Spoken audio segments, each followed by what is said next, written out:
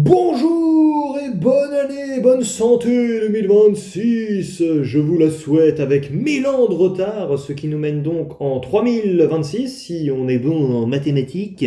Nous allons aujourd'hui parler d'un film actuellement dans nos chères salles de cinéma, qui connaît un succès absolument monstrueux, qui à mon avis va nous mener prochainement à ce que d'ailleurs la fille de Franquin ne râle, puisque bon, il faut savoir qu'aujourd'hui nous allons parler de Marsupilami. Marsupilami réalisé et co-scénarisé par Philippe Lachaud, un film de la bande à Fifi qui va adapter, et oui c'est ça l'idée, l'œuvre de Franquin avec Spirou et Fantasio et donc surtout Marsupilami qui a eu après droit à sa propre série de bande dessinée.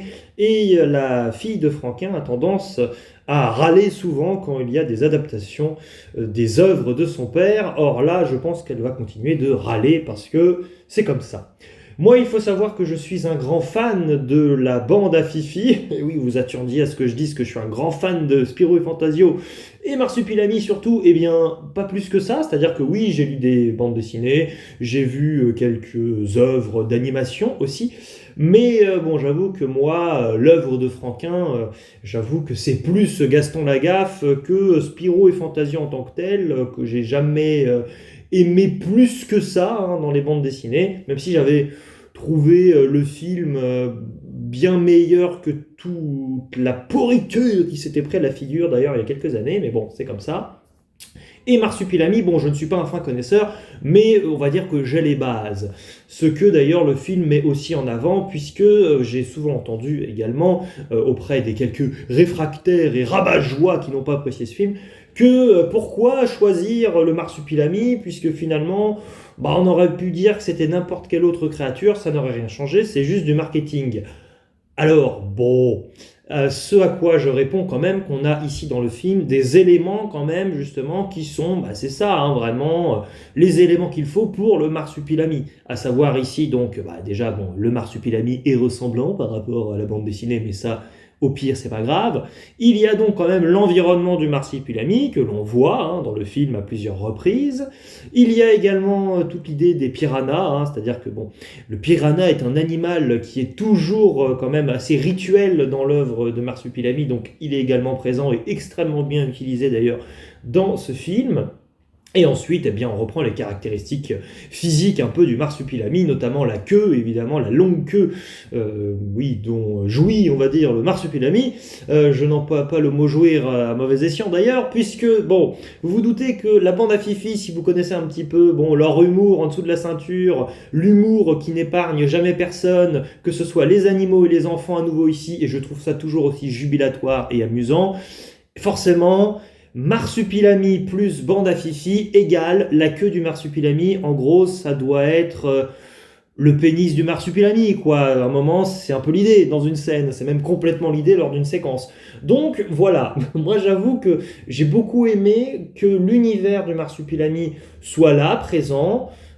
C'est un peu le point de départ scénaristique, hein, d'une certaine manière, sans que ce soit non plus omniprésent, parce que ça reste avant tout un film de la bande à Fifi, en fait, c'est ça. Mais je trouve que là, vraiment, on est dans un film de nouveau de la bande à Fifi efficace, très réussi. Hein. Moi, Philippe Lachaud, j'ai toujours aimé ses films, et je trouve que vraiment, c'est ça, depuis là, le début de la décennie, on a encore gagné en niveau, c'est-à-dire que pour moi, Super Héros malgré lui, parodie de ce film de super-héros, c'était génial, franchement, j'avais adoré.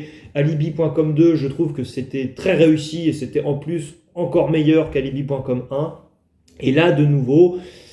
C'est vrai que c'est un peu la recette habituelle, mais elle fonctionne tellement bien en fait. C'est-à-dire que oui, si vous n'avez jamais aimé la bande à Fifi, bah, vous n'allez pas aimer celui-ci non plus. Par contre, si vous adorez cette bande, bah, ça va continuer de vous plaire parce que c'est vraiment ça. À nouveau ici, donc on plante le décor, installation du dispositif, hein, c'est vraiment ça. C'est-à-dire que bon, on place les personnages, c'est ça, en contexte, on comprend où ils en sont. Donc le personnage ici de Philippe Lachaud, on comprend qu'il a un fils qui s'appelle Léo, mais que, oui, on comprend aussi que les parents sont divorcés depuis quelque temps, et donc évidemment, celle qui joue sa femme ici, c'est vraiment sa femme dans la vraie vie, c'est Elodie Fontan.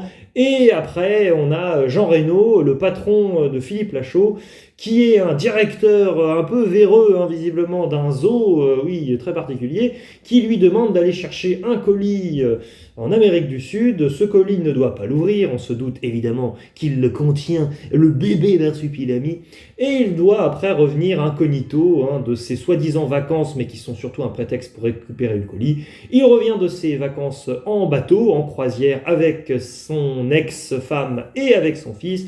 Et évidemment, tout ceci dans la plus grande des discrétions, ce qui n'arrivera pas, ce qui est donc amusant aussi dès le début du film, parce que Jean Reno insiste sur ce point, mais évidemment, on sait nous à l'avance qu'avec la bande à Fifi, la discrétion et eux, ça fait 40 000, et en même temps, c'est pour notre plus grand plaisir, puisque c'est une bande qui, une fois, c'est ça, qu'elle a installé au cours des 10, 15, voire 20 premières minutes de film, les enjeux un petit peu, c'est ça, initiaux, et bien ensuite, on s'amuse au début, il y a des petits gags, on rigole, c'est déjà très sympathique, hein. Mais après, forcément, paf, tu sens que l'élément déclencheur est lancé. On a installé tout ce qu'il fallait. J'avais écouté une interview de Philippe Lachaud qui disait que le plus dur, finalement, c'est d'installer les enjeux. Il a raison, c'est-à-dire que le début du film, ça part pas à chaque fois tambour battant, genre je veux vous faire rire absolument, absolument, parce que c'est ça, ça prend son temps au début. Puis alors après, une fois que c'est lancé, j'ai, à mon avis, repéré, il faut que j'aille revoir le film, hein, mais vraiment 3 séquences d'action en plus, mais d'action et d'humour, qui m'ont fait, mais vraiment, mais hurler de rire au cinéma, et je n'étais pas le seul du tout. C'est-à-dire qu'en fait, tu n'en peux plus de rigoler, quoi. C'est-à-dire que c'est vraiment trop drôle. Parce que ce sont surtout, oui, voilà, hein, des gags visuels, hein.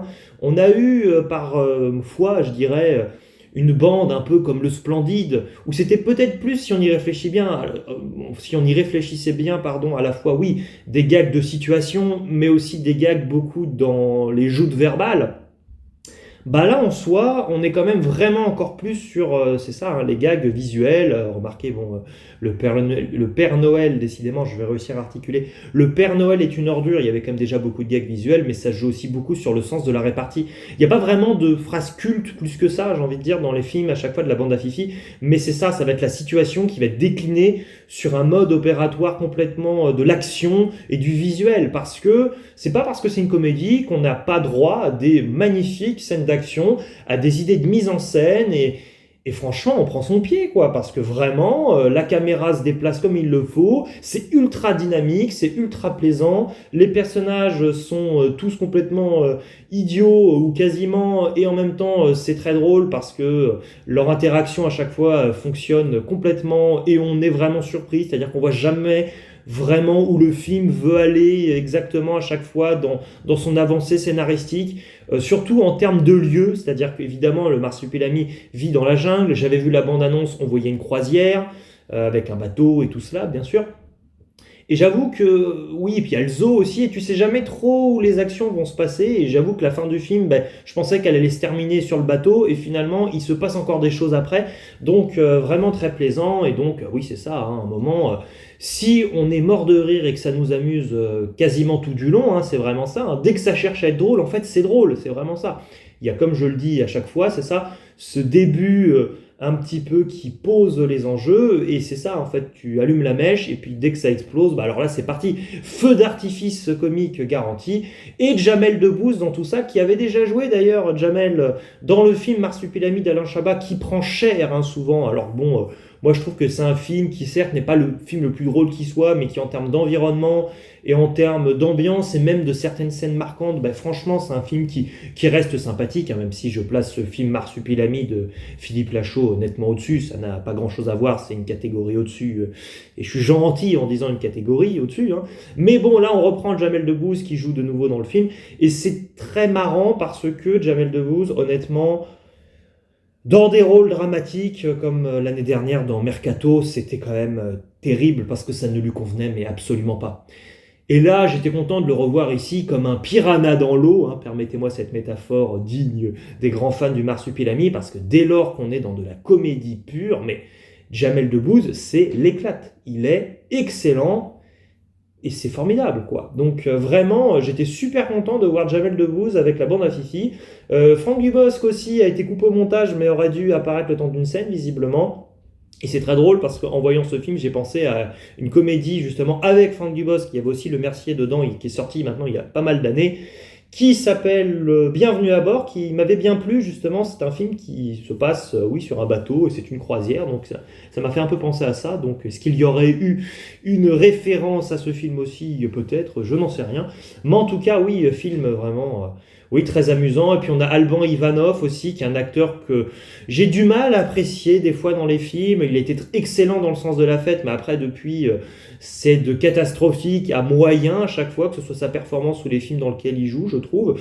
Et bien là, oui, c'est ça, il est employé à bon escient, il est dans un registre qui lui convient très bien en tant que douanier, mais qui est pris complètement en dérision et qui est très amusant. Donc vraiment, non, c'est vraiment très drôle. Et puis j'ai entendu aussi que, bon, sous prétexte que là c'est un douanier, il y aurait par rapport à ça aussi d'ailleurs de l'humour qui serait très orienté, par exemple, trop de droite, et puis après, par moment, c'est de l'humour qui va être sexiste ou homophobe. Alors là, moi, j'ai rien vu de tout ça, parce que c'est un film qui ne cherche pas du tout à être politisé de quelque manière que ce soit. C'est aussi ce qui est très plaisant, c'est qu'on se permet de rigoler de bon cœur, et vraiment, franchement, parce que on n'est pas du tout là en train d'essayer, c'est ça, de nous donner des morales politiques quelles qu'elles soient et d'être là en train de se dire est-ce que j'adhère pas. Non, là le contrat est purement comique, ça vous plaît pas, et puis voilà.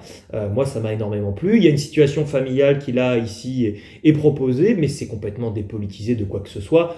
Et je sais pas, il y a une sorte de plaisir primaire absolu qui est complètement envoûtant et j'ai hâte d'aller revoir ce film. Donc c'est ça, j'en redemande tout simplement, c'est excellent. Donc magnifique film, un grand film pour moi et probablement déjà l'un de mes films de 2026. Je vous rassure, j'en ai vu d'autres hein, pour me permettre de dire cela. Et j'en parlerai d'ailleurs des autres films que j'ai pu voir ou que je verrai ces prochains jours. J'en parlerai sur cette chaîne, bien évidemment. Il ne me reste plus qu'à vous dire. N'hésitez pas à me dire dans les commentaires si vous avez vu ce film. N'hésitez pas également à me dire s'il vous a plu ou s'il vous intéresse, si vous êtes d'accord ou non avec moi. Je délire complètement, je m'amuse, je suis en vacances en même temps dans une semaine, donc ça commence à être la fête dans ma tête, visiblement. Et il ne me reste plus qu'à vous dire ouba ouba et ciao à la prochaine. Ouba ouba ouh, ouh.